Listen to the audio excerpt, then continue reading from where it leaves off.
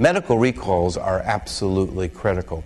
And if you're not familiar with what a medical recall is, it is calling back a client after they've been seen or discharged from your practice. Studies have said that one call made to one client will potentially be told to 5 other people.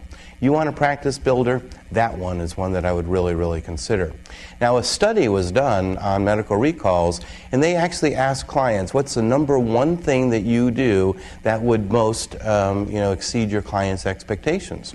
And guess what? Medical recalls is what came up.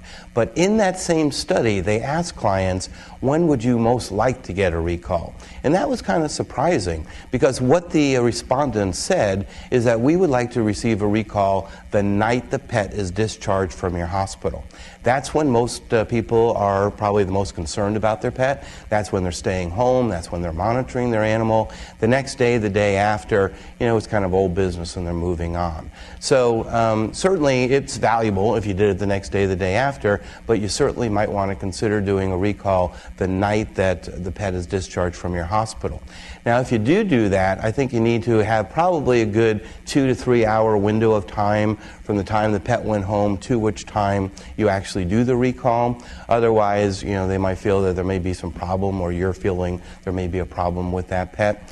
The other type of recalls that you might want to consider are the medical recalls, and that are the type that a pet comes in, has a skin problem, an eye problem, an ear problem, and even if you're going to see them in 7 to 10 days, I would call them in 3 to 4 days, see how that skin, eye, ear is doing, but it certainly reinforces the client and makes them feel much more comfortable and lets them know that you care about them and their pet.